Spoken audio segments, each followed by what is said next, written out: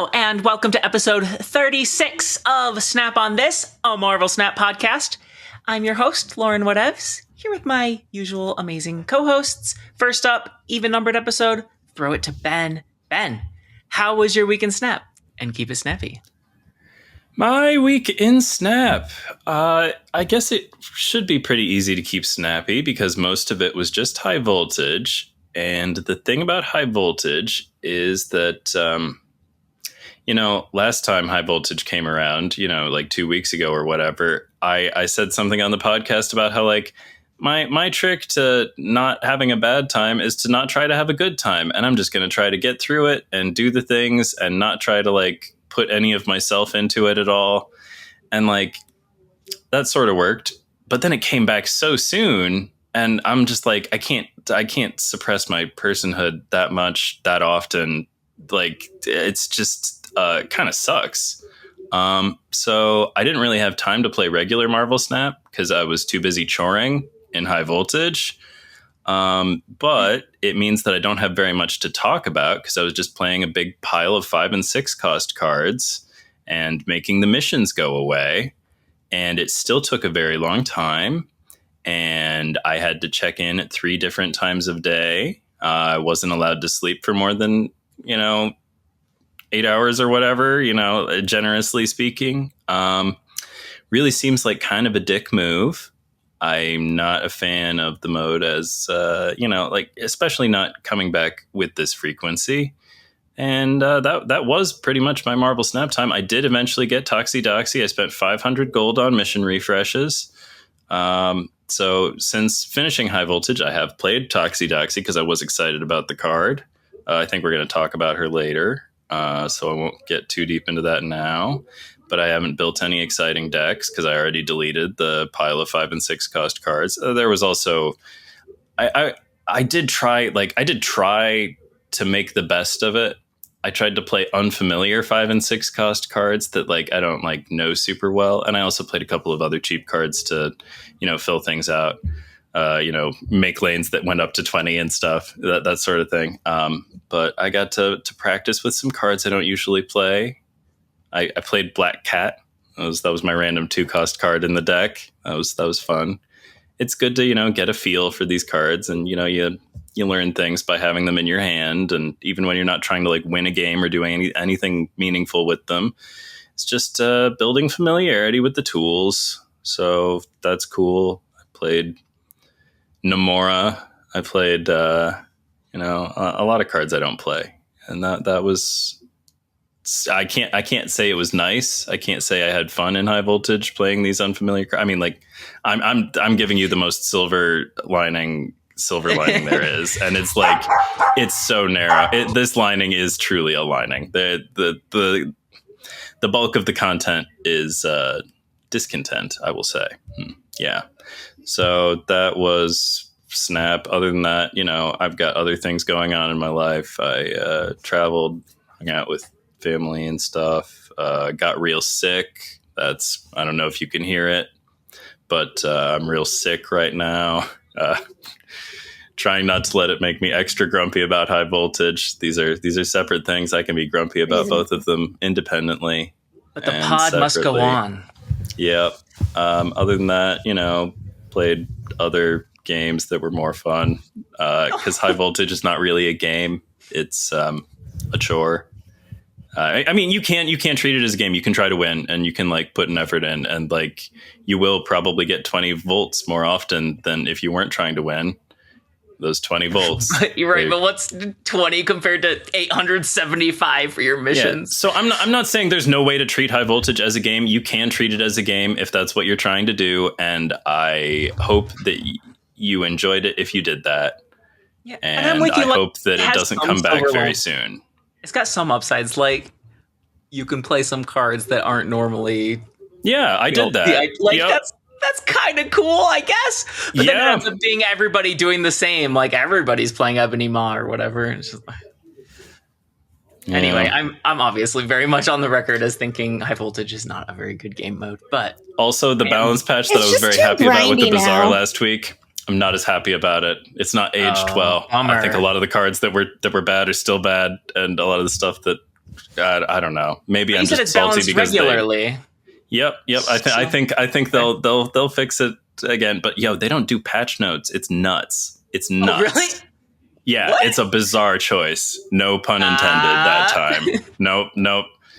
That time it was just weird. Like, honestly, like, what are you doing not doing patch? You got to do patch notes. And like, they apparently put out incomplete patch notes through like some third-party website that they partner with, but like, they don't give full. It's so strange, and it like this decision is so baffling and indefensible that like it has shaken my confidence that like this game could be like a long-term like cool thing to play. I'm like, they have a weird principled stance against releasing like detailed patch notes for balance updates. I don't know if I can live here in this environment. Like, no, that's so weird. weird. What other weird decisions are they about to make if they think that's a good one? Like, I don't trust their judgment now. I'm like, I'm shook. I'm thrown. I don't know. So anywho, luckily I love all the games still love Snap. It's still the card game that, I'm sure things will get better and worse and better and worse. And, I have a card game in my life. So if the Bazaar doesn't work out, it doesn't work out, but it's working out all right. I am a little bit angry that they just nerfed Mag into the gosh dang ground. Calcinator's busted. The Philosopher's Okay. Stone. You really got to get it early if you want to get the value now. It's hard to become unkillably now you can regenerative. explore new strategies. No, it's true. I've branched out. All right. But yeah, that's my week in Snap and Snap adjacent stuff. Thank you. It's fun to hear about. I tried the Bazaar this week, and I'll talk about that more in my week in Snap. Gonna throw it to Rhi. Heads up, if you're listening and not watching, my dog decided now to be a nut. So I'm gonna go give him food and see if that helps. I'll be listening. Okay, take it away, Rhi. How was your week in Snap? Okay. So I feel like I've been on a bit of a like commercial break with my with the show that is Snap for me, I guess. And we're back. I got pulled in again by my friend Frank. Because it started as like, bone grind high voltage. It's not fun. Right. But I did want to miss Toxie Doxie. So he's like, okay, just put Luna and Psylocke in a deck and a bunch of fives. And yeah, that is what I played. That and a Living Tribunal deck. I didn't even build like a deck specifically for high voltage. Well, I guess the fives deck was, but it was more about the fives. Yeah. And yeah, so high voltage was fun. Now it's a grind that I have to worry about whether I'm going to like have to pay gold to refresh shit at the last minute. Took all the fun out of it. Yeah. But then it was kind of like getting back into a lot of conquest on these hot location days because it's just like, just not feeling hot locations lately. It's like, let me just play. I just want to play what I want to play. It was like, it's like if when you go into your Snap decks, like going into your closet and you're like, I got 20 decks and nothing to wear. I don't like any of these. I don't want to delete any of them, but none of them are fun. I want to play none of them right now. And that's how I felt about like everything in my lineup. And once again, my friend Frank to the rescue. And here's the problem, though, is that Frank is a Mr. His number one deck, his like blinged out deck, the old Golden Ink days, is Mr. Negative deck. And I've expressed my feelings heretofore about Mr. Negative. And it's like a taste thing because it's like the villain dude who's like, you play Ravonna in Mr. Negative and I play Ravonna in Surf and Meme decks. We are not the same. Like, tug your tie. And I thought about it, and it's like, because I have tried, it's like, I'm usually not so, like, I like a lot of different styles. Like, I'll dress goth, like, I'll dress prep, like, whatever. I like to, I like to play around. I like to try new things. But Mr. Negative for me, it's like the leopard print, like, of Marvel Snap, because I'm just like not into it. Like, it's like a fun, silly thing. Why don't you want to try it? I don't know. Just subjectively, I don't care for it. Just animal prints just aren't me. Except for maybe like zebra prints, but that's only because they're mostly black and white stripes and hide you from predators or confuse predators when there are a lot of you. I don't remember how that works. Yeah, they don't show you where one zebra starts and then the other ends. Yeah. Sorry, just imagining me and a bunch of clones and like zebra stripes. Like, you can't see us. Okay.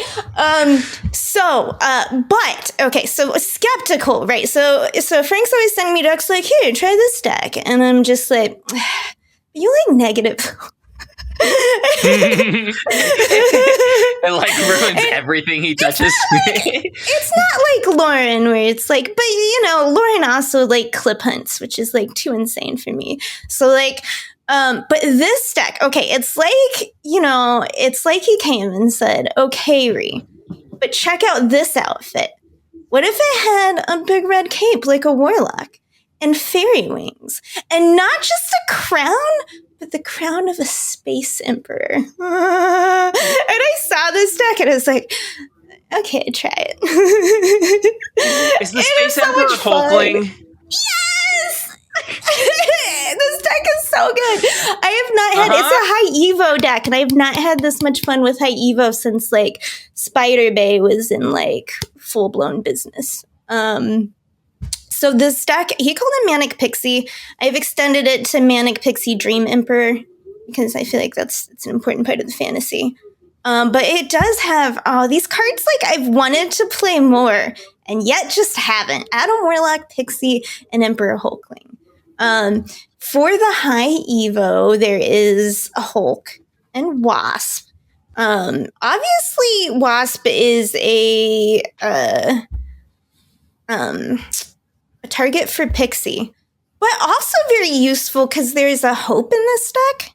And a lot of times if you pull her early and you're not using her to do shenanigans, it's really fun to ding a little Deken, just like there's 2 power from you when you double up. Okay, but if you save it till 3, right? Like a Hope Wasp is real fun. I haven't played, probably Lauren knows all about that. I haven't played as much Wasp. And a lot of what Hope is there for too. I mean, you can do all kinds of fun things with Hope, obviously, but even she's worth it just for to be able to turn 5 play Hulk, turn 6 play Red Hulk, or vice versa, or whatever, right? Just for that extra play a 6 cost on 5. I never think, because usually when I'm thinking Hope, I'm thinking Kitty Pryde and like just shenanigans, like, and it's like, nah, just being able to play out like 2 6s without like Wiccan bullshit and stuff is a good time. So, Emperor Hulkling, oh my gosh, okay. Emperor, I won this one game. Right at the beginning of the game, Emperor Hulkling is in my hand as a Galactus. And I knew, okay, I'm playing a fucking fun discard deck, an Apocalypse discard deck. Middle location is Warrior Falls. Warrior Falls is the location where every turn the weakest card gets destroyed, if there's more than one. And I already know they're not going to play there much. You know what I mean?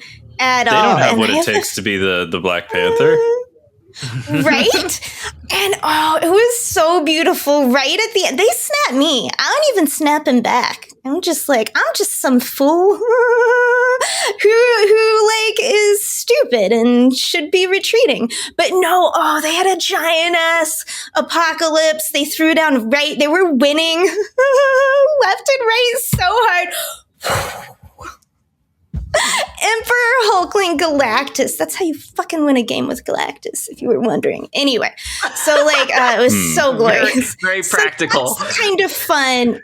But like this is the promise of like Emperor Hulkling fans out there. Oh yeah, Emperor Hulkling is not short on promise. Right? The delivery that I'm a little worried about. Okay, he's an InfiNOT sometimes, but he's an emperor. He has fickle moods, and we all must just abide by those whims, like the powerless serfs we are. And, okay, so you should get on with the rest of the deck and stop, hyping for Emperor Hulkling. Luna Snow is your other, another, an energy juicer. Honestly, I hated giving them an advantage, but almost always can you use that advantage better than they can. And a lot of times you can use it to mess them up. And if you play it right, you can use it from playing them from blocking a turn, blocking a spot at a location for them on turn 6 if you play her a bit late. So, she has been enjoyable. Cyclops, I forgot about him. He's one of the most fun things about High Evo, and I feel really bad about forgetting about him. Do you? Okay. No, you do. You would know if you feel that. Okay. I used to always diss on Cyclops because I thought he was boring and I just wasn't into him. But I've been reading this X-Men run where he's just a bitter old millennial and I can relate. I don't know. So so me and Cyclops, we've come to an understanding. Okay. But Mobius, once again, I always forget because I haven't been playing so much Pixie. Mobius is great, obviously, with Pixie because you get to keep your lower costs, on your cards when you switch them all around with Pixie. Oh my gosh. Having a 3-cost Red Hulk or it's such a good time. This is one of those decks where you just steal wins, or you just snap and they fear the Pixie so much. They run away, as they should from deals with fairies. The last card, Adam Warlock. He's so essential. Honestly, the only problem I would say with this deck is it's not flexible if you want to swap it out for the meta. I would have loved to put a Luke Cage when I was running into Affliction, but it's you need Adam Warlock. If you Pixied and you're drawing all those cards, a lot of times you just, you need him out there. The final card, of course, is Sunspot. Who just works how he always has. Soaking up that energy so you feel like you didn't waste the day by doing nothing. There's no Mobius, huh? No, Mobius is here. No. Oh, you said it. Yeah, you mentioned him. I missed it. Yeah, with Pixie, right? Because, he keeps the lower it's cost. One of the best things about Pixie is that she can proactively use Mobius. Yeah, I almost feel like Mobius is you kind of got to include with Pixie unless you're doing something. You don't. Oh, they're You friends, can play for Mobius sure. without Pixie, but not the other way around. I played a lot of Pixie. Yeah. So this has been a lot of fun. I got an infinite ticket with it. I beat out a bullseye deck. What was the other one? It was some other meta deck that's going around. And then the middle one was a Khonshu deck. So they were just trying things out too. But I was it's so fun to beat out bullseye and stuff and their bullshit. Okay, anyway. Oh, so beating an ever-present meta deck with something else. Great right? feeling. With fucking Pixie and Emperor Hulkling? Right? It's you should positive emote me. Yeah. Yeah. Emote me. I don't know. In a good way though, because I don't know. It made me feel baller to be beating all these decks with my fairy. All right. That was my week in Snap. How was your week, Lauren, the third co-host? It was good. You are correct. I've played a lot of Wasp, but not a lot of Evolved Wasp. I also played a lot of High Voltage, pretty much kept it to a 5s and 6s negative deck, and then also a Tribunal deck, because every now and then you got to win all 3 locations. And I never had that one this time. That was all right. Oh, really? I had it twice. And negative is okay at it if it pops off, but I feel like Tribunal's better at it if it pops off. Anyway, so it was fine. I hope that they have a third one in rotation soon, because it seems like Sanctum Showdown is not one that they want to repeat 2 months in a row. And it's a bummer because it's the one I like the best. Yeah, and I could do with less High Voltage. Agreed. I don't know. It wouldn't be so feel bad if they just made it less grindy, put the card lower on the track, as we've said before. And I don't care if people, that means people get real done early and there has to be a bunch of bots in the mode. The people playing then at the end of the week probably don't really care if they're playing bots. You know what I mean? Like, they're not there. It's not about the opponent for them. You know what I mean? They're having their own fun on their own side of the board. Or the people who keep playing it because they like it. Like, it's fine. Yeah. Yeah, exactly. So it's just like, but once it became, because for me it was fun, but once it became this stress of like, will I get enough, like refreshes? Do I have to spend gold? Like, it just took all the fun out and joy out of it for me. I just don't understand why they can't carry over at all. Why do you need to make people check in 3 times a day? That's yucky. Even if it's just for like 20 minutes, that's like just 20 minutes 3 times a day. Yeah, that's like an hour a day. That's a whole lifestyle change for you. Like that's a whole different thing. You're like, you've got a weird habit now. Like, right?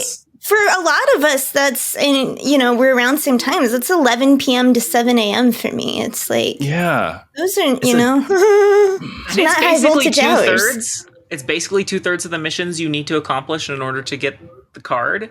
So if you consistently miss one of the reset windows, you have to get every single other one.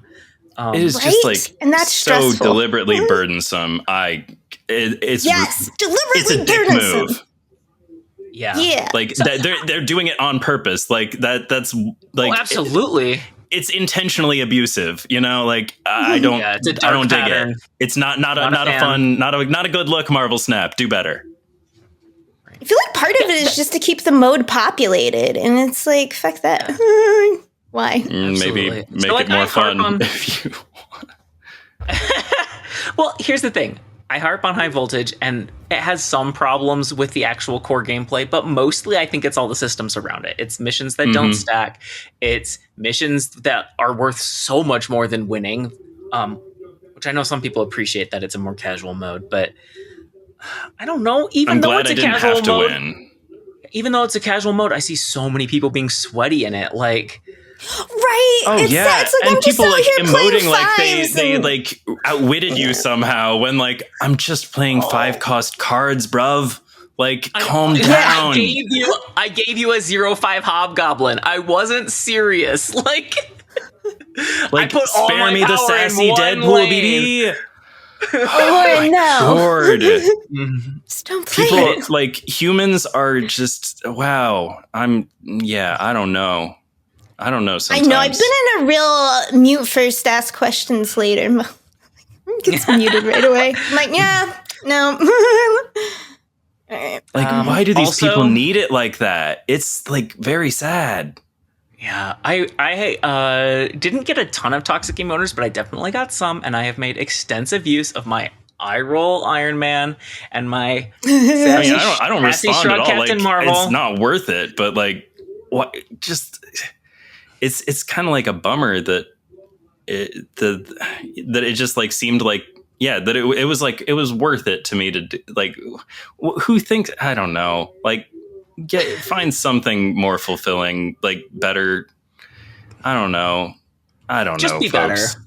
Yeah, there are other ways to find joy, and they'll probably like be more fulfilling for you, and you'll probably like live longer if you take joy in healthier things. That's just that's a theory on my part. I can't prove it, but like I think that people who find joy in healthier places probably just do better overall. So.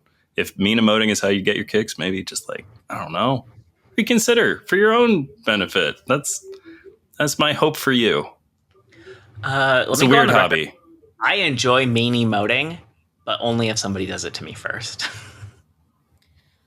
I enjoy trash voltage? talking like, in board games. But I feel like that's different because it's people I know. Yeah, and especially if like everybody knows it's a magic circle, like within this like range, like the trash talk is for fun. Yeah, I'll definitely. It's the equivalent of yelling out of a car at somebody as like at a pedestrian, right? Like you're not actually having a meaningful communication of any kind. You're just like, I bet they'll be uncomfortable if I do this. Like I'll cause them a little bit of psychic damage.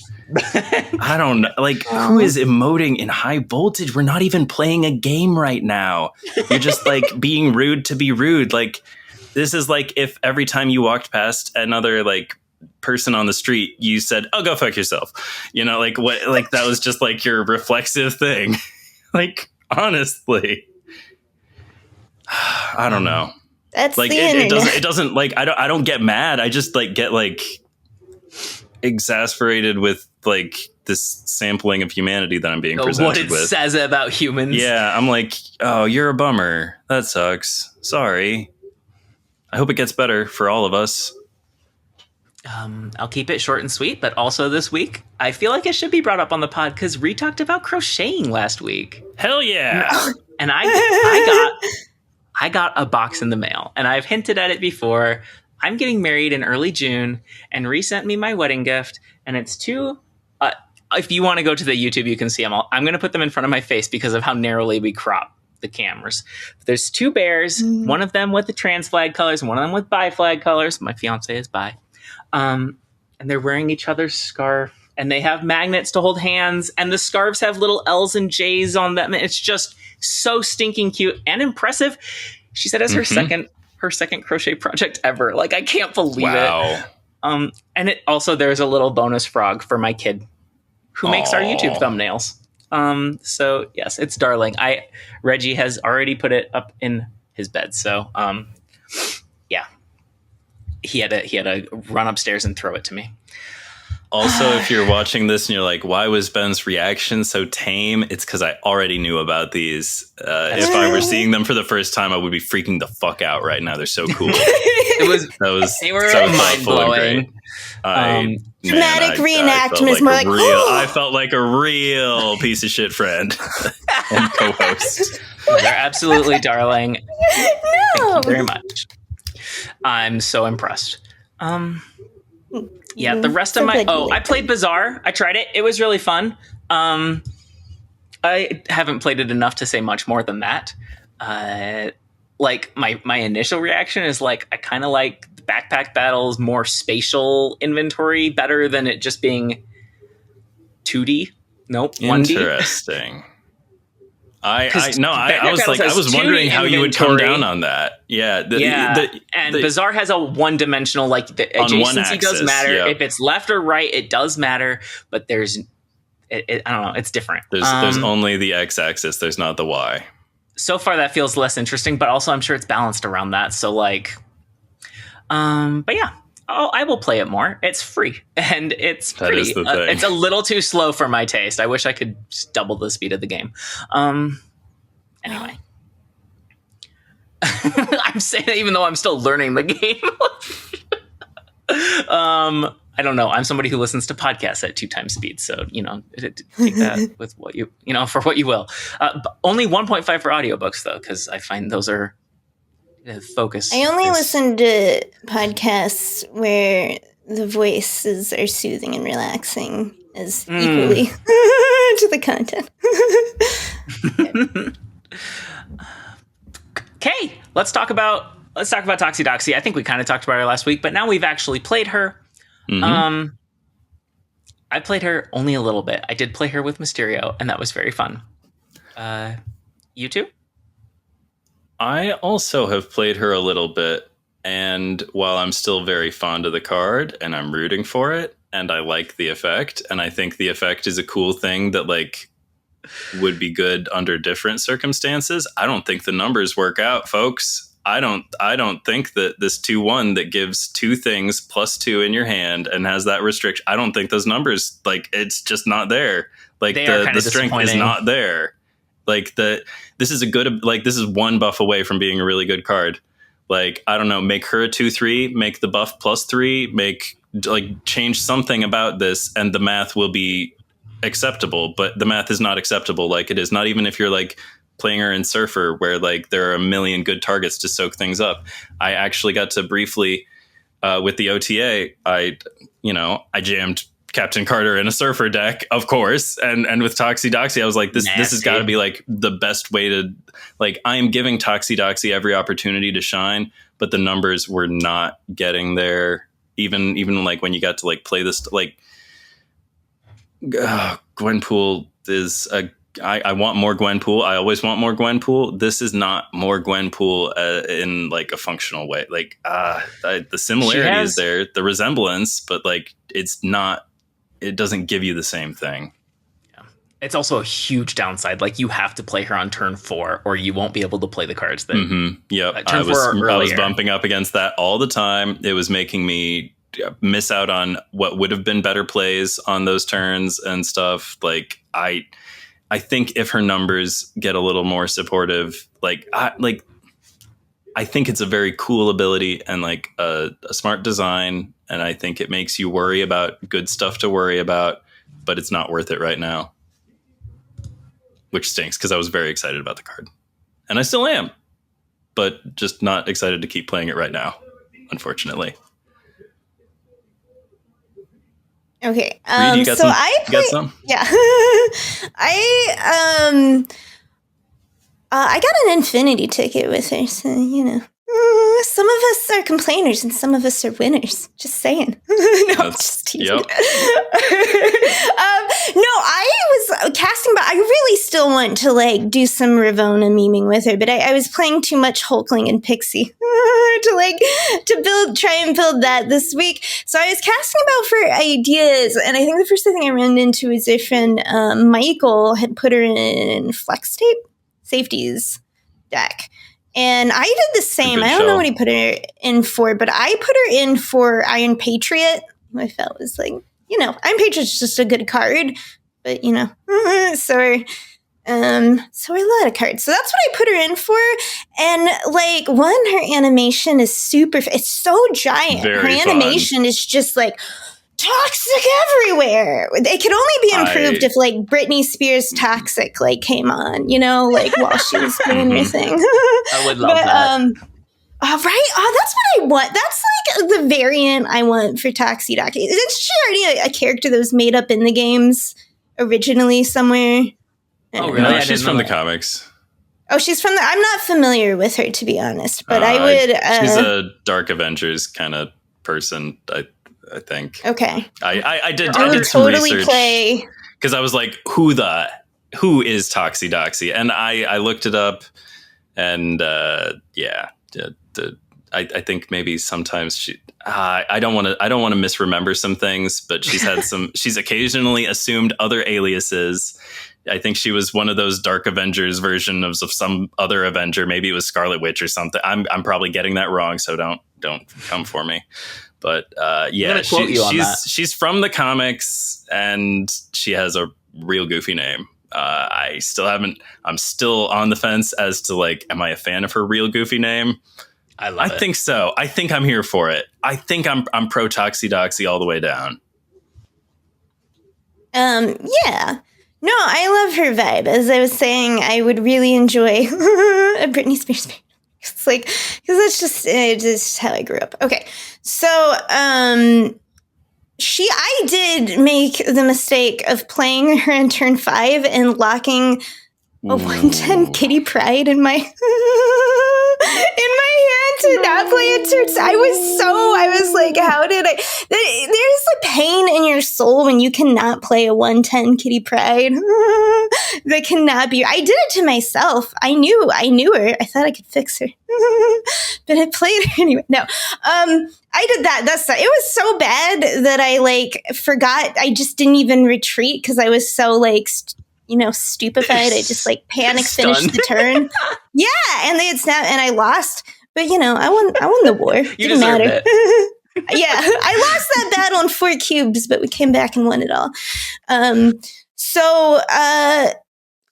Like what she is good for in Flex Tape is one, if you can get her early, obviously. If you hit her on 2 and you're hitting your Captain Carter that you were only going to plan for anyway, or Galacta or whatever, happy days, right? Still worthwhile usually to play on a 3, you know what I mean? Because you just play the other stuff in your hand that she didn't hit. And usually, like I said, I try and on a 3 is usually when I've got a kitty too, and then she doesn't hit the kitty, which you don't want. And late, right? Sometimes you just threw out because you didn't have that many cards left in your hand, and she got the huge Gwenpool buff, and they weren't expecting that anyway. So like she filled in with Elsa. Oh man, stacking like Galacta and Elsa buffs. Like anytime you run into Sinister London, you've just got Elsa's, Galactas, and like people don't see that stuff. They're like, oh, I got like 2 bullseyes and stuff, and it's like, oh yeah, I've been just like juicing up this kitty all game, and like. That final I'm slamming a 115 kitty down that's going to get hit by 2 Galactas and 2 Elsas, and you think a couple of friends are gonna? Oh, okay. So this is how I have fun in Snap. So, Toxie Doxie. I had more fun with her in this deck than Iron Patriot, so that's what was important to me. That and Infinity, but I can see where people don't like the toxicity. It's reasonable. I don't know what other people. I only know what I think. But but I did look it up. She was indeed the Dark Adventures Scarlet Witch. Well, I saw that on Reddit. People were like, "This card is trash. Just get it so you don't have to roll really it." And I was like, toe into the Reddit. I occasionally see stuff in between other stuff. I'm not like a regular peruser.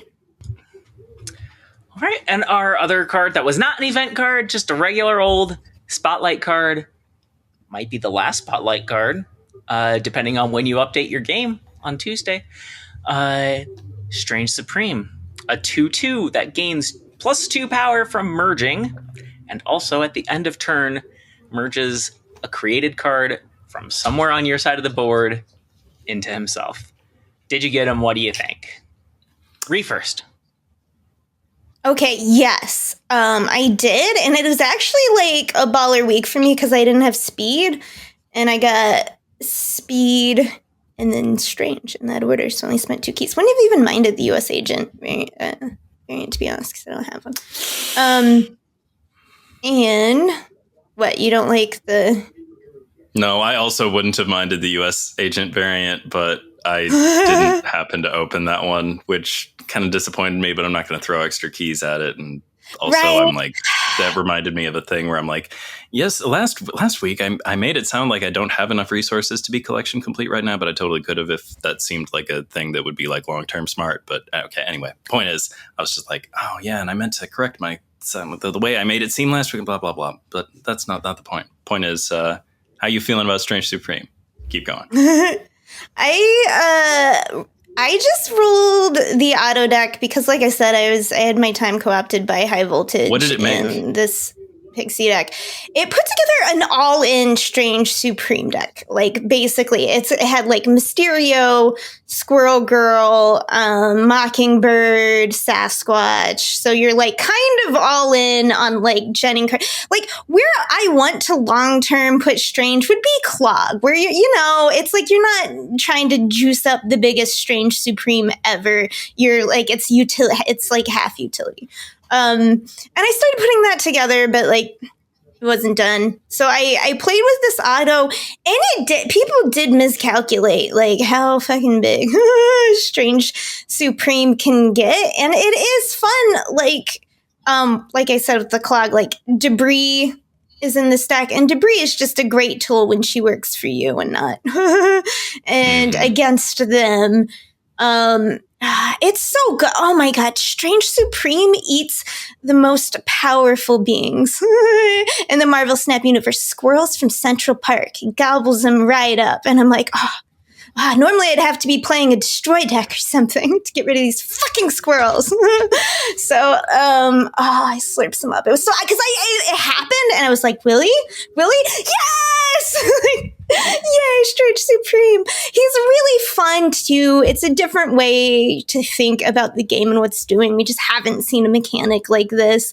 He's really good and a joy. Dies to Shang, of course, like anything, but I guess real big first. Yeah. I don't think that's a good reason to hold it against. Yeah. Big cards are big, and it's good. We like them for their bigness. Even when they die to the martial arts man. Yeah. I like how it's funny how we're like, the biggest threats in the whole Marvel universe. It's like, well, 10 rings were created. You know, like it all comes back to Lord of the Rings in the end, in my opinion. You know, different wielders. Okay. That was when I did with Strange.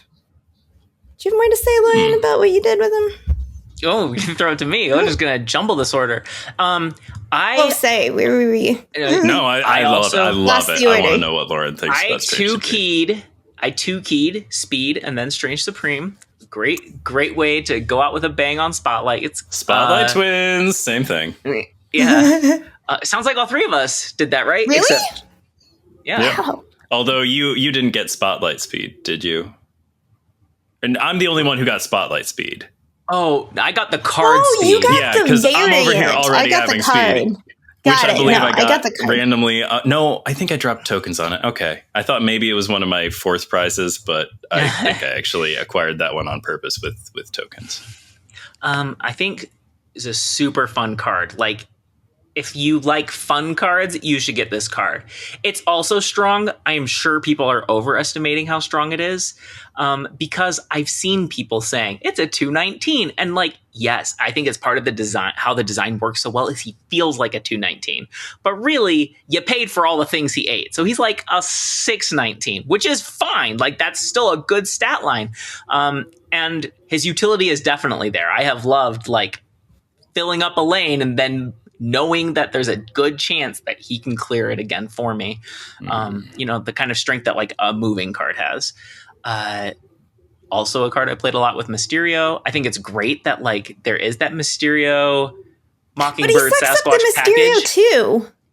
Yes, if he eats the Mysterio that is the real Mysterio, he doesn't get the 4 power. So that's like, I know. it's a trade. But I was wondering, I'm like, well, maybe he won't, because, you know, it's really Mysterio, but no, it's all the same to Supreme. So one thing I tried him in was a Bast deck, so that all the Mysterios would be 3 power. That was fun, but I'm not going to share it yet because it needs some work. You don't want to hit Mockingbird with Bast. And maybe it ends up just being like a Havoc Thena deck, but then like Thena's a little tricky because Mockingbird is 3 cards, so it needs a little bit of work, but it was super fun. And there are lots of cards that Strange Supreme plays nice with that like Bast, say Hood, for example. Another thing I did with Strange Supreme is played him with Supergiant and Arnim Zola, because then Arnim Zola goes off at the end of the game and my clone Strange Supremes don't eat each other. It is mostly okay. Yeah, mostly to look what I can do, more than a real deck. That is but fun. I think there might be something real there. I got Strange huge a couple times, but this was like an all-in Strange deck. I played against like a Shuri Red Skull, no, a Sauron deck, and like I played leader and got their Ares and their Scar at the same time, and it's like, okay, there's just tons of targets for Strange Supreme to just get. He had over 50 power by the end of that game, but I lost because I didn't draw Zola. Anyway, I love this card, super duper fun, highly recommend. Ben. Well, I have only played against this card because I got done with High Voltage, pretty late in the process. So really, like, the only real Marvel Snap I've played was, like, today before the podcast. And I was doing Toxie Doxie things. I realized I was only going to have time to, like, think about one of these cards meaningfully. And I decided that Toxie Doxie was, more likely to be receiving less attention if I were to guess. And I think I guessed right. So that's what I did. But having played against some Strange Supreme, yeah, he gets pretty big, huh? Wow. Yeah, I think that the people calling him a 219 they're closer to right than I think calling him a 619 maybe. I think that like the things that he gets to eat, like it's so he's a cheap date for like it for feeding this fella. Eat squirrels. Yeah, he eats squirrels. He literally he eats rocks. Like This guy is eating things that like you didn't really pay for. Not really. You know, like that's true. I mean, like this is a lot of value on a 2 cost. Like this is like Elsa level. Like this is like 2 cost Elsa level value. Well, let's be clear. The 219 or the of the 19 power, like 8 of it is his.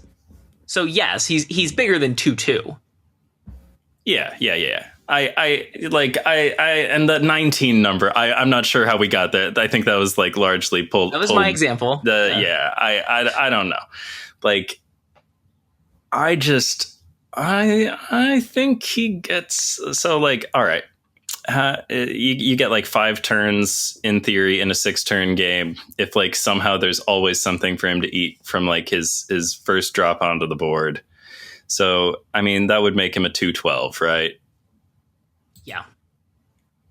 And so let's say you don't get it the first time, but he's eating every turn after that, right? So like let's say you missed your Squirrel Girl. You missed Squirrel Girl, but he's always eating like turn 3 and after, right? You're keeping him in rocks and squirrels and whatever else he's into. You know, like it's a 210.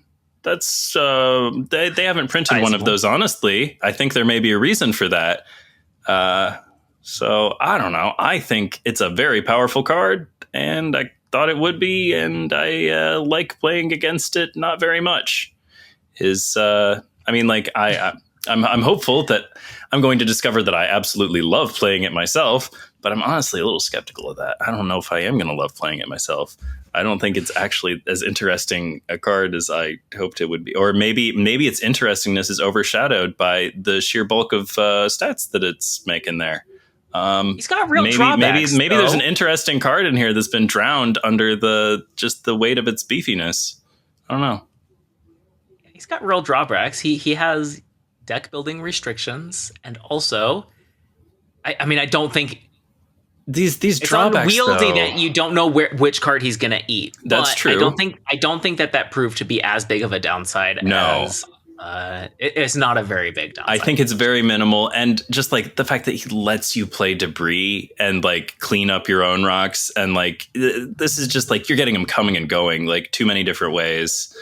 I think this is a card that could see it. I mean, this is just like based on a few games I played against it this afternoon. I really don't know, but like this feels like a card that I would nerf if I were them.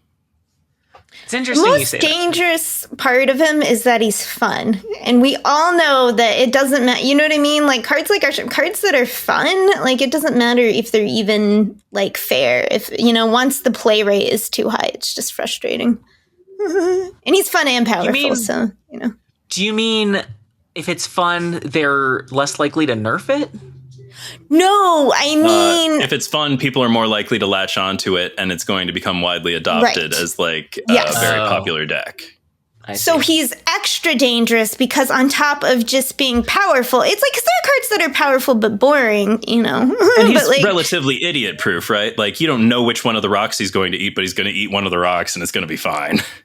I did there's still a learning curve. Like, I forgot the first time he would eat his own clone. I'm like, oh, there goes.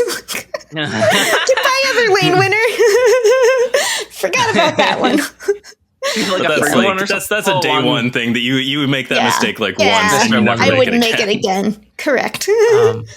I had him in my starting hand once, and Collapsed Mind showed up, but it was turn 1. I was like, oh, that would be such a fun game. A Collapsed Mind game where you don't have to skip anything. I did that. That happened for me already. It was so exciting. I was like, woo. And was it so fun? Yeah, there's so many good locations for him. Dang. I know, right? This is what I'm saying with squirrels and stuff. It's like like how they underestimated the effect of Legion. It's like your ability to deal with locations, to minimize those impacts on your game, huge. Yeah, I don't know. If even if he's not a 212 as the true prompt, I mean, like he could be a 214 with magic under the perfect circumstances, right? Like if you get the Squirrel Girl down on 1 and you magic and somehow you keep him fed all 7 turns of all 6 of the 7 turns that he's on the. I don't know. I'm just saying, like, even if he's just a 210 is too big. Is my feeling. Yeah, I wouldn't be surprised if he took a nerf of like 1 or 2 base power. That feels more realistic. Which is interesting. It was actually Strange Supreme that gave me the thought, like, oh, I should start, like, I know deck building is the best way to rank cards, but I'm not going to build decks for every single upcoming card before they release. That's too much for me. But I had the thought, what if I considered how likely a card is to get buffed or nerfed? If I had done that, I would have correctly put Strange Supreme above Kahori. Because I think it's more likely that he's going to get a nerf. I would have thought that before they released. I thought, 2/2 plus 2 is probably stronger than Kahori. Anyway, that's something I will keep in mind with our next week's rankings of the new X-Men cards. Okay, so Strange Supreme Spotlight, friends. Speed. 3/3 ongoing, gets +1 power for every turn that you consumed all your energy.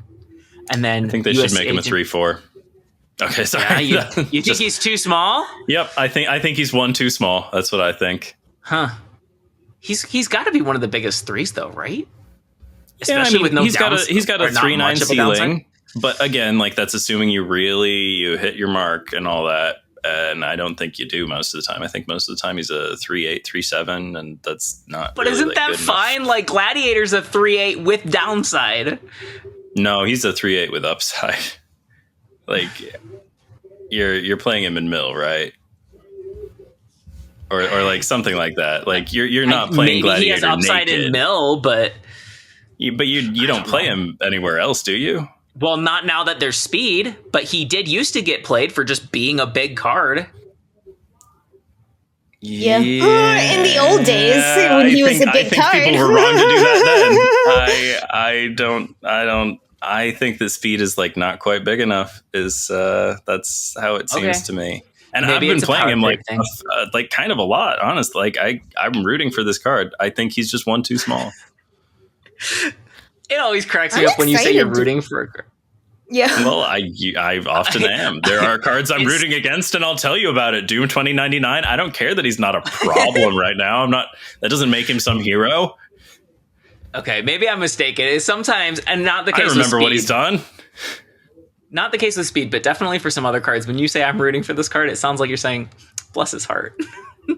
I mean, I kind of am. Yeah. Reed, did you have something else? Yeah, I am excited to play Speed because, like, I haven't got him. He's one I've wanted, so I was excited to be like, ooh, finally. Because I love playing ongoing anytime except for when it's what a lot of people are playing, which is usually not the case, right?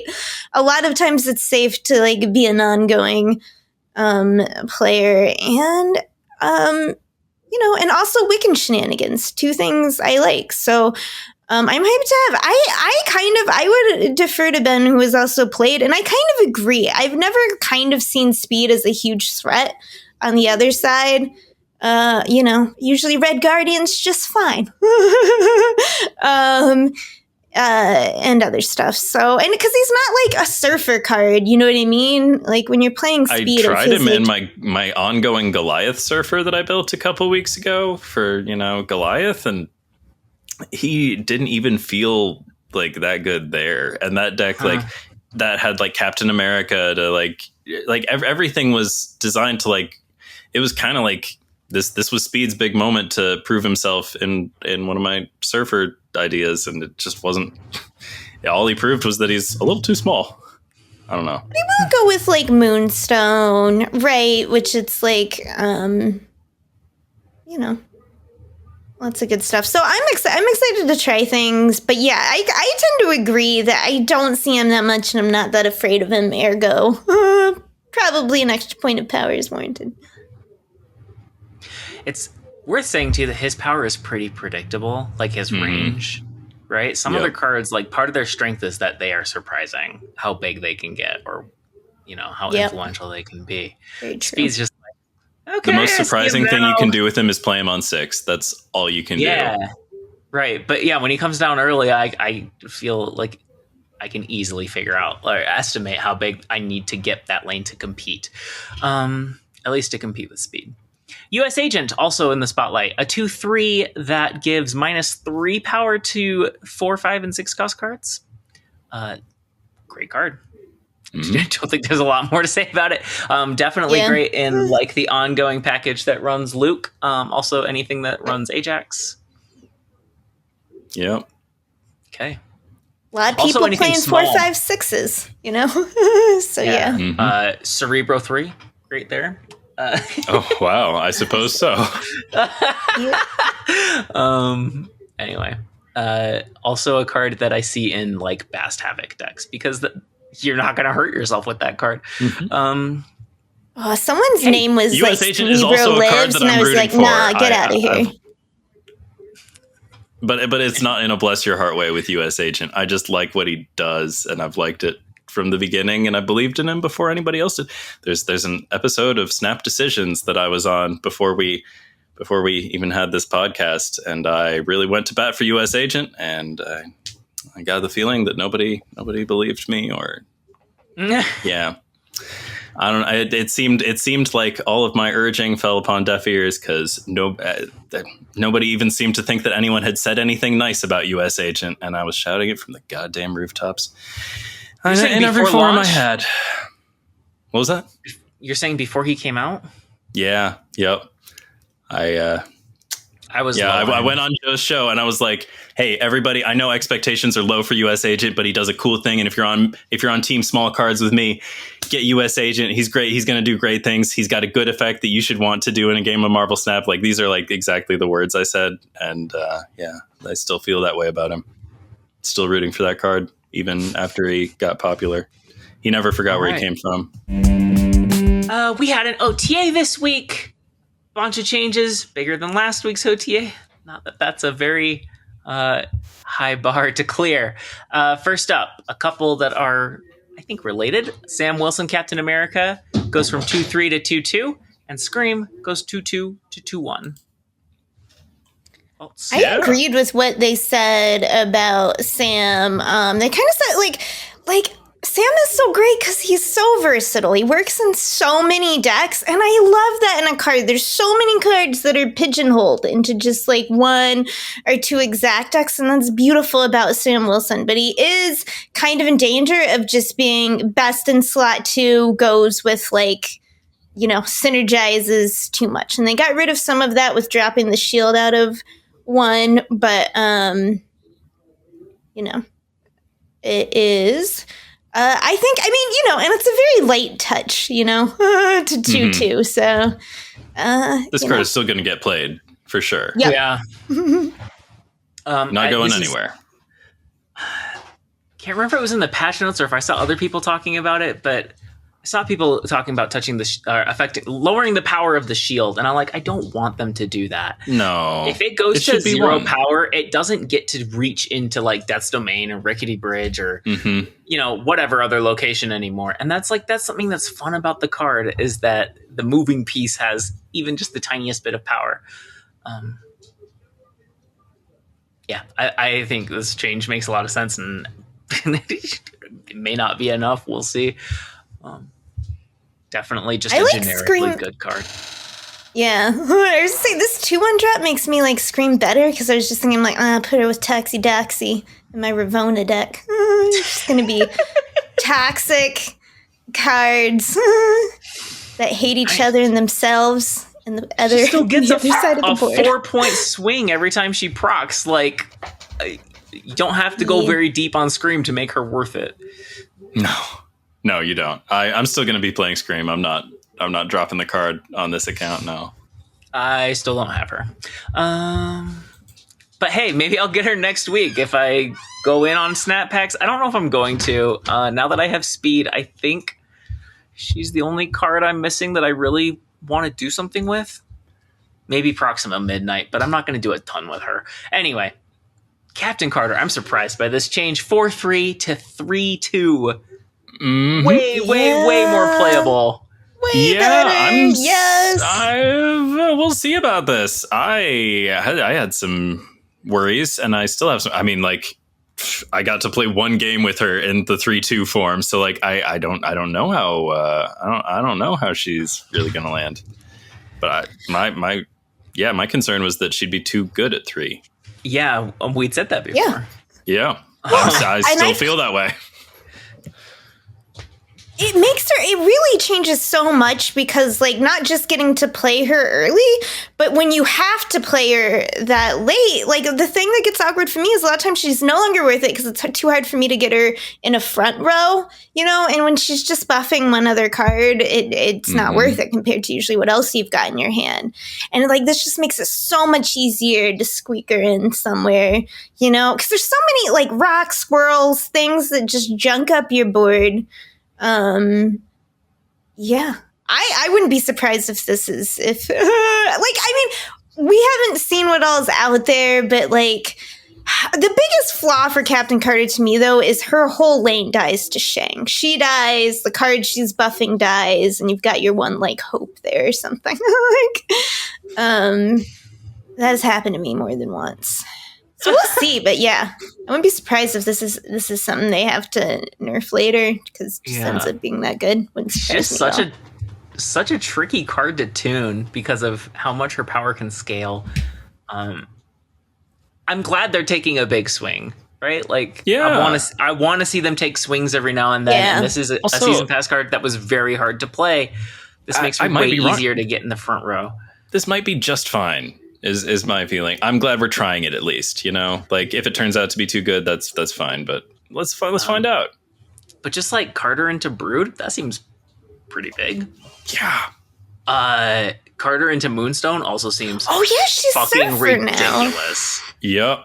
I forgot about the Surfer of it all. I mean, she already was a very Surfer friendly like card. Like that's a thing that goes well with Surfer stuff because Surfer does hand buff stuff and she does, you know, she reacts well to that. She responds well to the hand buff. The timing is just so much easier now. I'm excited to play with this card. Infinity Ultron, we got teased this a few days early, but goes from 5/6 to 5/8. Makes sense to me. I think they were super cautious with Infinity Ultron. And they also said in their notes that this is just where they're starting because the stones seem a lot The stones harder are, they're gonna... This is the one I ended up skipping because I was just like, hey, I'm just getting back into Snap. I have plenty of new toys. I'll get it in Snap packs. Because I'm actually to the point now where I'm only missing, I think, less than 5 cards, maybe. So, like, you know, pick them up in Snap packs. Because that's what I was literally looking at it. And I'm like, okay, he's like, you know, 5,800, what was it, 200 tokens for the weekend missions. You know, I can spend in this or I can spend like 5K. And spend less on them. Yeah, that makes sense. I don't know. It's fine. I don't usually do the numbers, card. Lauren. I resented it. Sorry. That's a very good call on your part. Infinity Ultron, I still think he's got very awkward tempo. I'm not about to start playing this card because they gave him a couple points of power. Oh my gosh. I'll play him. Right. You kind of so fun, but not though. Very good. I mean, like, how do you plan around? Like, what's an Infinity Ultron deck look like? How do you win? Like, I don't see it. I just don't see it. It's like Agamotto vibes, you know? You're just vibing. I mean, some of the things you can do are it's like Quinjet or Arishem. Ramp. Some ways and Arishem has already early. surrendered the game plan thing. Like, Arishem is already letting go and let God, but like... But he actually fits in there because you can play him a turn early and that deck naturally runs Quinjet, which the stones take advantage of. But under what other circumstances should you be playing Infinity Ultron? Like if you're into like winning games or whatever. Yeah, I agree. He's a weird card. And it's like 2 of the stones don't even like really... They don't synergize with anything. Yeah, the move stone, the Polaris stone or what? Like what the hell is that? Stones. Well, the move stone and then he's like, look at my rocks, and you're like, what the fuck are those? Get out of here! I'll play with.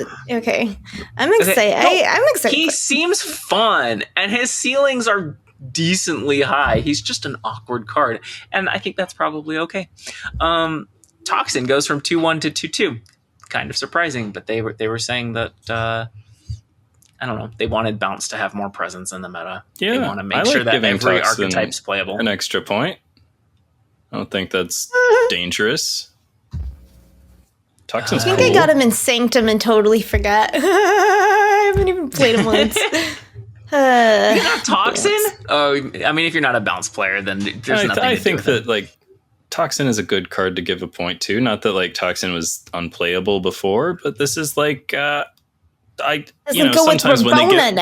sometimes when they give a card a point, I'm like, what was the point of this point? But like I see it with Toxin, I'm like, yeah, all right. You've got a little more weight to you. That's nice. I'm more likely to be excited about playing Toxin.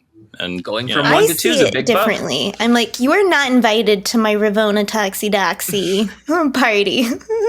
We're all having fun with Scream. Not you, Toxin, and you're Toxie Doxie is like the least bounce friendly card like ever. And I put that that's on not strictly true, fault. but like it doesn't play with Ravona. It's going to be a girl gang. Fair enough. Penny Parker's Spider goes from 3/3 to 3/4. There was a leaked OTA that was fake, but it put Penny to 1 cost and Spider to 2. I'd be way more into that. I mean, because that would be like way too good. I don't think it would be too good if you adjusted the power accordingly. What would Psylocke do ever again? Would she work? I don't think she would. I think that if we had this 1 cost Penny Parker, I mean, no, I guess Psylocke would still be Psylocke for like, I guess Negative would still play Psylocke, but like, honestly, I don't know. That seems to be encroaching on other cards' territory.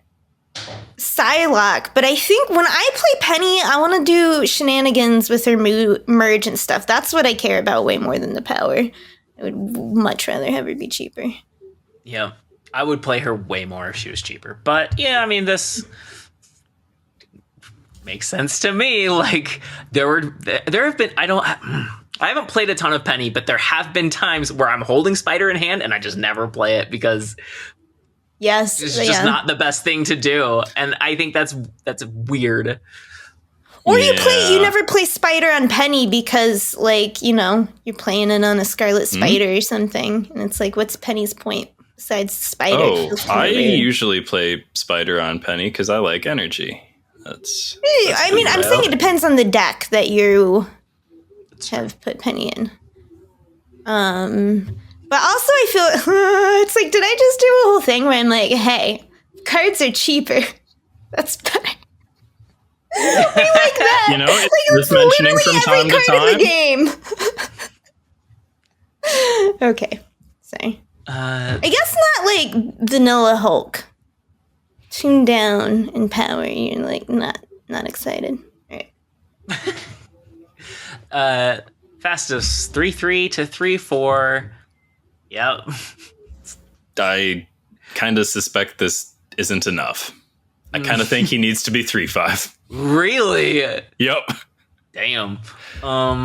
He does have an awkward ability in that it's very awkward. Play it early. You have to play it early for it to be worthwhile. I love and even then, faces, sometimes though. it's like not even the right like kind of acceleration, like kind of thing. Like sometimes you're like, ooh, but I should probably play Luna Snow or Hope or whatever my other accelerator is instead of Fastos because like I can see a clear play line in front of me that like I can't work with Fastos. He's unpredictable and difficult. He never comes out of his trailer. Like it's I don't know. I'm not sure Fastos works at 3/4.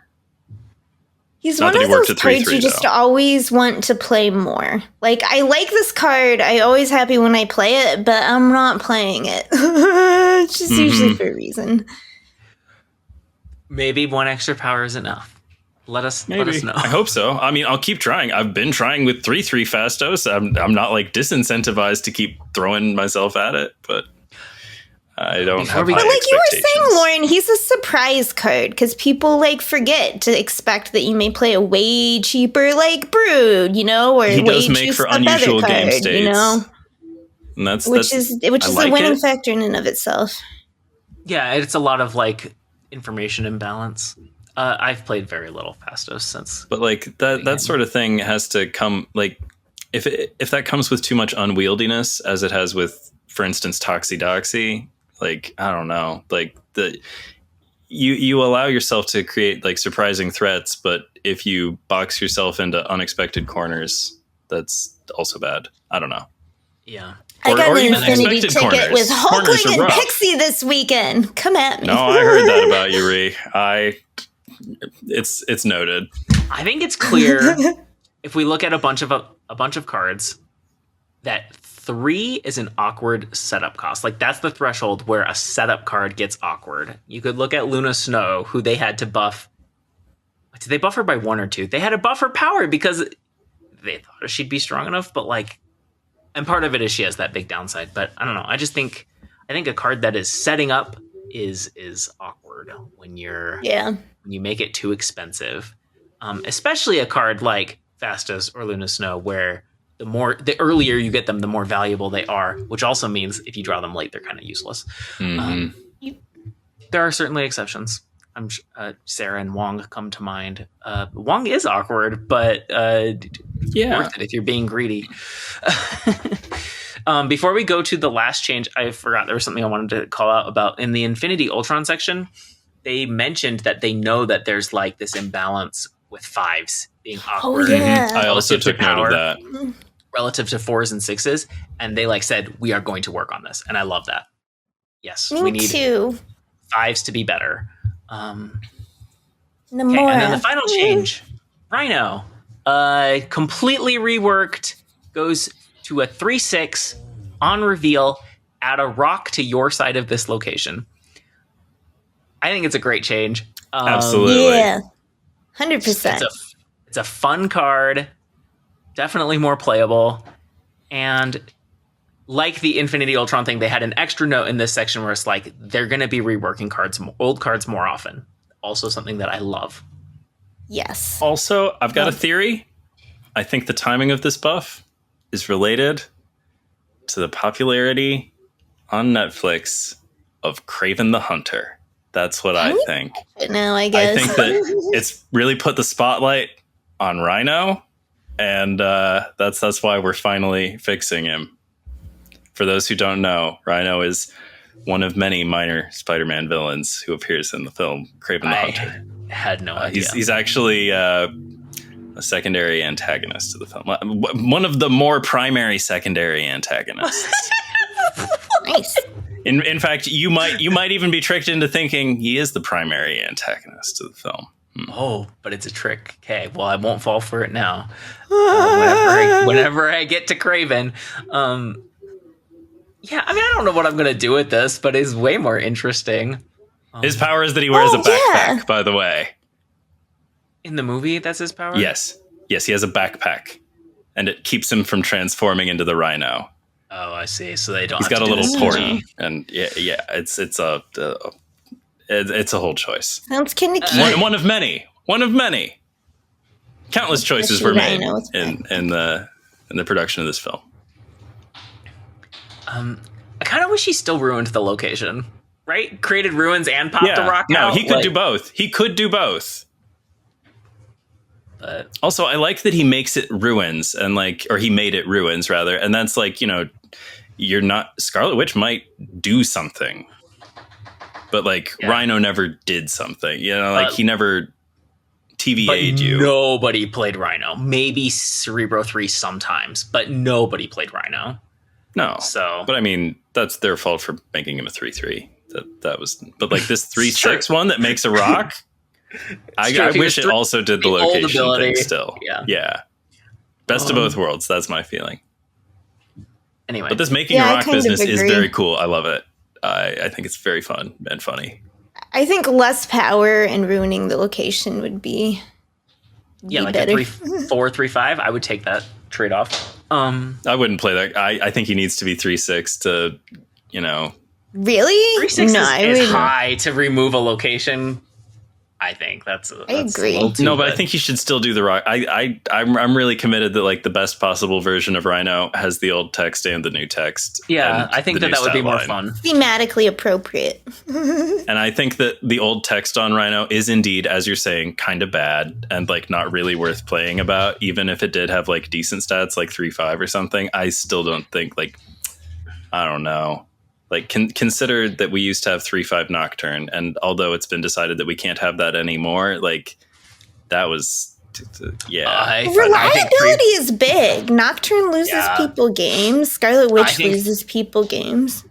And movement is a huge ability. I think 3/5 Rhino would be played a lot, actually. Yeah. Old Rhino. Old Rhino at 3/5? You think so? I think that would be played a lot. Well, consider that 3/3 used to be what 3/4 is now, and nobody played Rhino then either. Like 3/3 didn't. It's like 3/3 used to, like 3/3 now is not what 3/3 used to mean. But look, we and used Rhino to have was completely Storm. unplayable We used the to whole have time. Storm at 3, and why would you not? If you know what I mean? Like, why would you not play Storm back then over Rhino? I miss 3-cost Storm so bad. That's what I'm saying. He's always been. It's great to make something reliable. That's why you pick, Legion, or that's why Scarlet Witch isn't played way more, because but you reliability think that if we is made key. him 3/5, Nocturne's ability to move offsets the drawback. She might lose you the game when she moves. She might win it for you, but she very much, and she has lost me games. So like, the problem with Rhino is just he wasn't worth it. And back in the day, if you were playing Surfer, you were going to play Storm, and then you were going to play Legion, and then you were going to play, there's just always a better location changer. But reliability is huge in changing locations. I wouldn't discount it.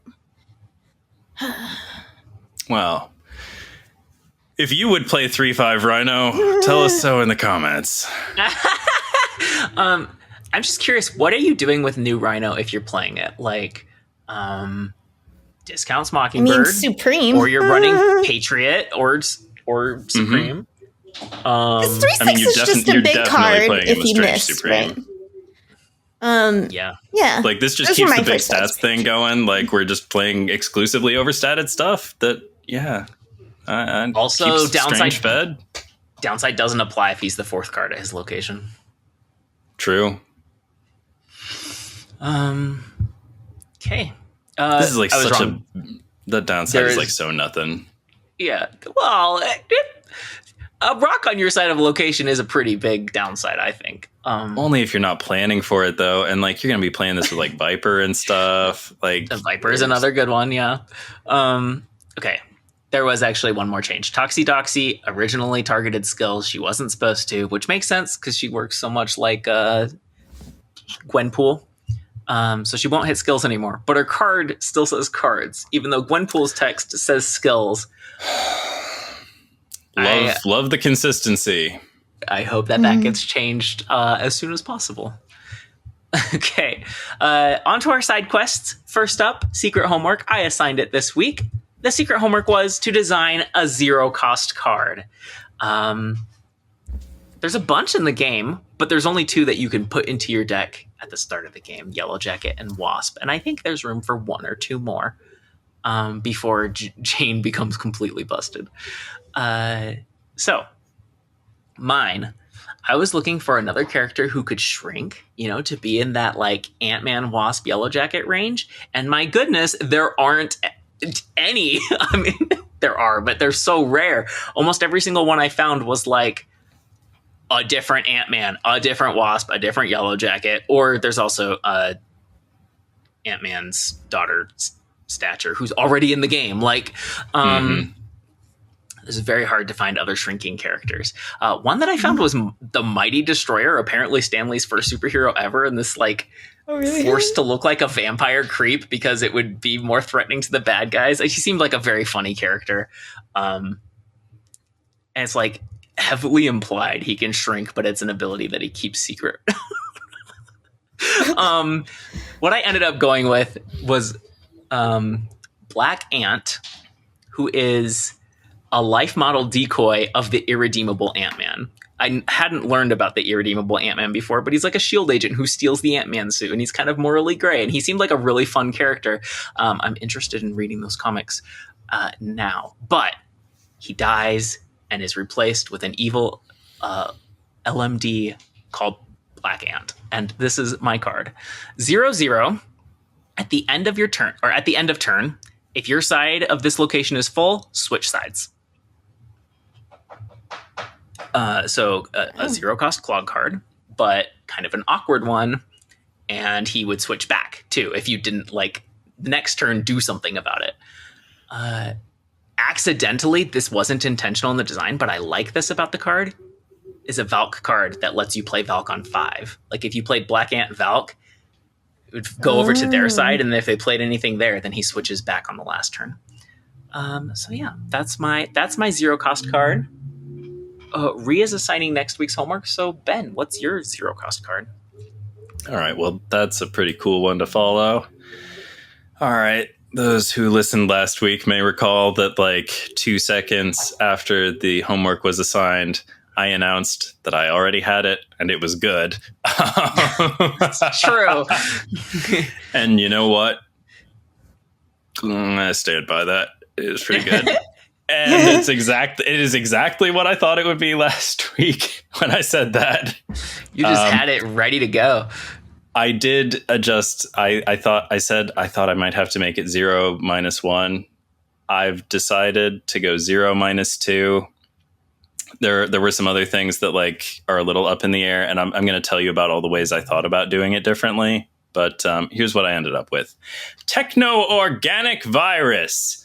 0 minus 2. On reveal, transform your highest cost card here into a random card that costs 1 more, if possible. I thought about maybe making it Warlock instead of the Techno-organic virus. I thought about making this a merge card. I thought about like making the text be like, transform your highest card here into a random card that costs 1 more, and then merge with it. But I didn't do that because I like taking up space. Also, I'm always thinking about the void. And I think that like this would be a great thing to do with the void, obviously. Absolutely. But then you're playing the void in some deck with a Nihilus and Viper in it.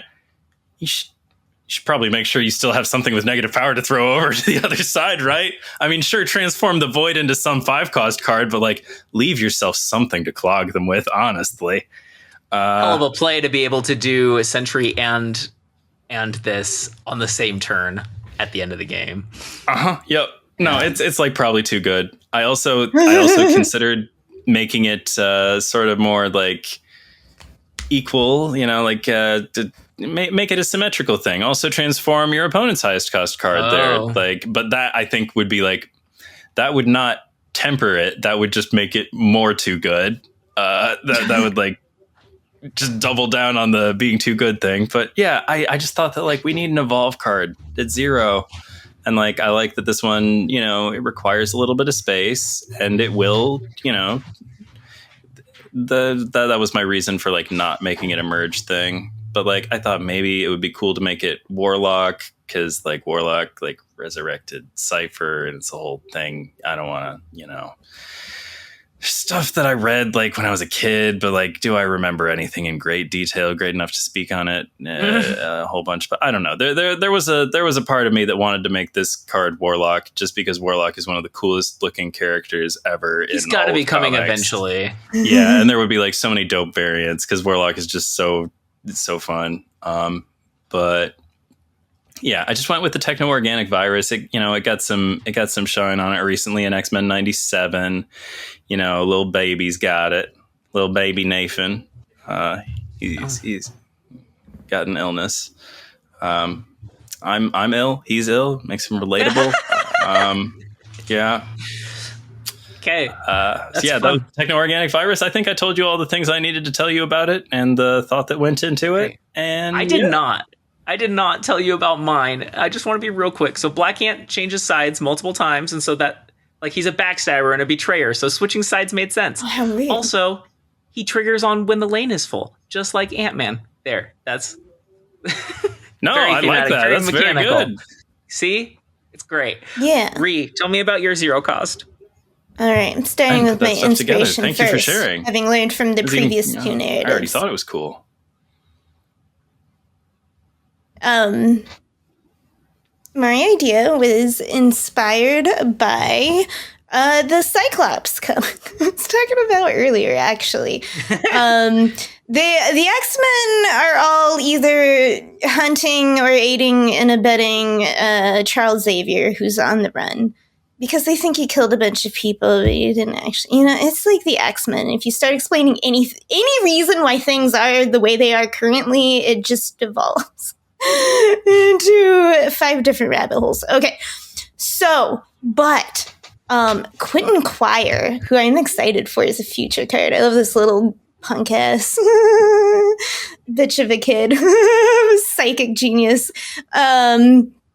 He goes up against Charles, right? And Charles is just like picturing him, they're having this mental battle. And, Charles has put Quentin as this student position with a million like Xavier's being like, it's if when you're of 2 equal power, what's going to come into play? It's experience and, all of this stuff. And he's hammering and it's like Quentin can't win. And let me say, skipping ahead when he walks out of this, Quentin is like, hey, to Juggernaut, I think. Who is he talking to? Maybe Magic. And he's like, I beat Charles. He's like, oh, right on. Dirty tricks? Quentin's like, yeah, of course. Because what happens then is Charles is like, wait a minute, what's this? And Quentin's like, oh, yeah. Like, did you think I knew I couldn't beat you? So I stole a trick from someone better than both of us. And then it's a little psychic trap I just like copied over into my own brain. And then coming up from Charles, Cassandra Nova. She's like, hello, Charles. Does your little like creepy finger thing. And then the next time you see Charles, he's like, bugs everywhere, just... And it's like Quentin Quire just yoinked a psychic trap from Cassandra Nova to stick in his brain just to like fuck over another psychic. Okay, so so this card is actually going to be the first 0-cost standalone skill. It's called Psychic Trap. All right, and it's a 0/0 obviously because skills don't have power, and it says when your opponent would gain an extra energy, absorb it. Then banish this. It's a little, it's a little trick. You have to catch it on the same turn? No, it will stick around on the board until an energy is absorbed and gets banished. You can only do it once. Oh. So instead of banishing on play, it banishes when it triggers.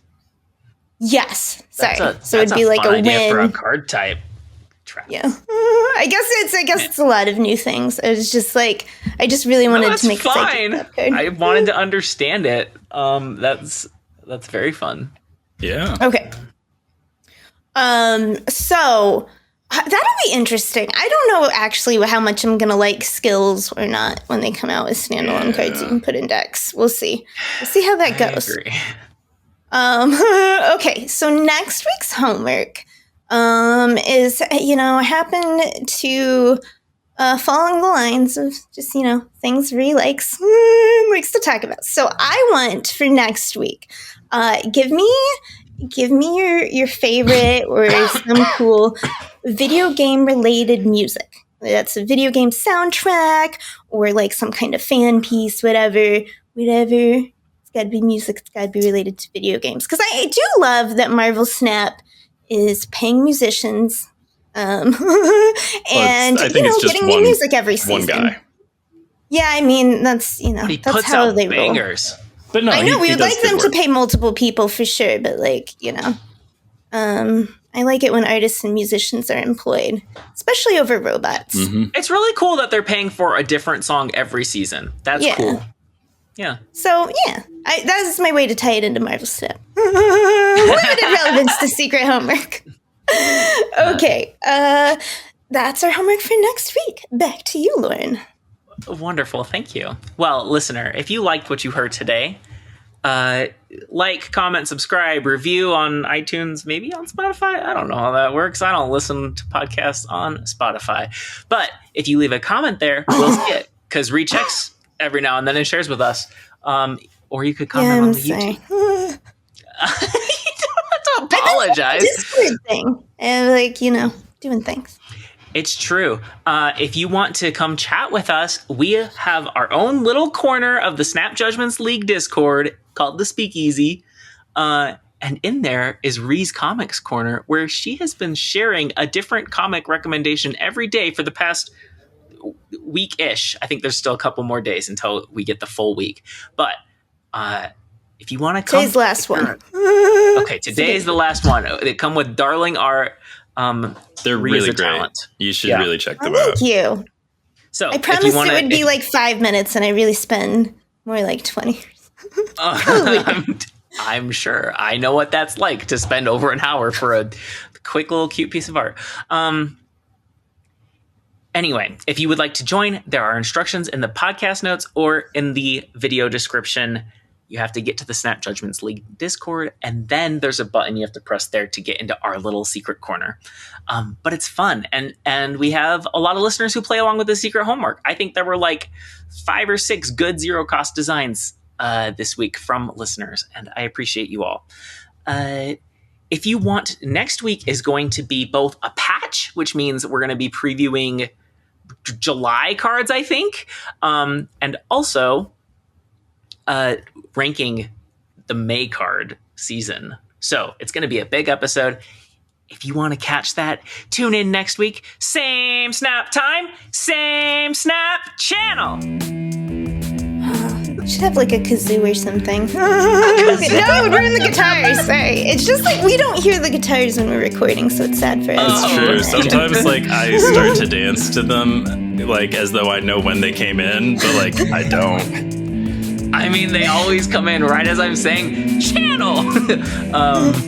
Anyway. I mean, like more or less, but like, you know. It's true. I fiddle with it a little bit. The rhythm is particular. That's fair. So yeah, that was fun. Thanks. Anybody have any parting thoughts? Parting wisdom? Oh gosh. Probably. I don't know. Okay. Drink without muting because we're in the after show.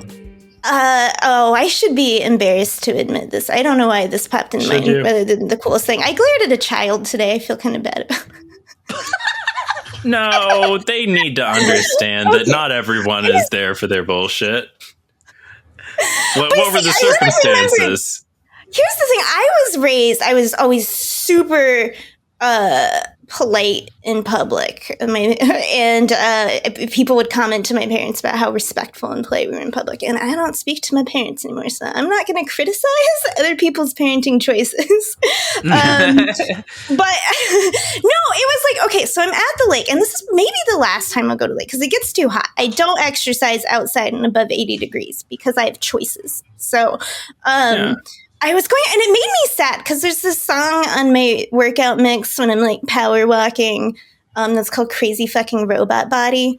And it's like, I don't know if you ever like to pretend that you're like one of those like anime battle dolls, you know, where you're just like, okay, I'm power walking now. Because the song goes like, I could destroy you with my crazy fucking robot body.